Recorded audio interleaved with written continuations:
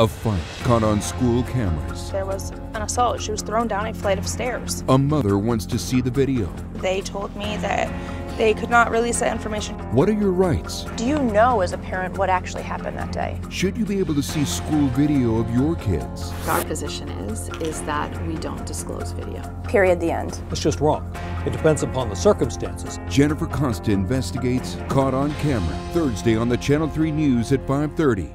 First in News. Many Vermont middle and high schools have some sort of video surveillance on campus. New at 5:30, what are your rights as parents when it comes to viewing that footage? We asked our Jennifer Costa to investigate. Hi, Jennifer. Hi, Eva. Well, I'm a mom, and I just kind of assumed that if my kid was caught on camera, I'd be able to see it. And many parents I talked to shared that same assumption, but turns out it's a bit more complicated than that. A fight in the halls of this high school. There was an assault. She was thrown down a flight of stairs by another child. The pushing match caught on camera at Lamoille Union High. 15-year-old Cheyenne Mason suffered a concussion. Now her mom wants to see the video. They told me that they could not release that information to me. Our position is that we don't disclose video. This Johnson mom was shocked by the district's denial and called us for help. My child was in that video. We wanted to figure out why Victoria Mason was barred from reviewing the footage with the school's principal. We went to the Lamoille North Supervisory Union for answers. If something questionable is captured on school surveillance video, it involves two students. Do the students involved have the right to see it? No. And why not?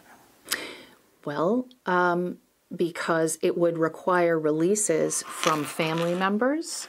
And there are potentially, likely, as I mentioned with video, other students present. Do family members have the right to see it? Nope.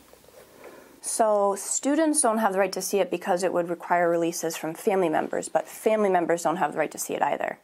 So we are required to protect the privacy rights of all students. Catherine Gallagher points to a federal law called FERPA, or Family Educational Rights and Privacy Act.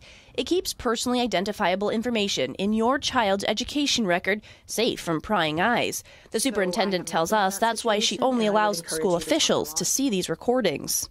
As a parent, can you see the frustration if a child comes home injured? A parent wants to see what happens. Absolutely, and I understand that. Absolutely. I would think that being a parent, we would have those rights to at least see our children. Mason is convinced Lamoille North is misinterpreting the law. We checked with the state. Vermont considers video surveillance an educational record protected under FERPA. But when we looked at the law, we also realized there are protections for parents. Something may be an educational record, but a parent has a right to access educational records. Jerry O'Neill is a former federal prosecutor and current legal analyst. We asked him to take a look at the high school surveillance procedures, which say parents and students will not have access to the security system or its recordings. It's just wrong.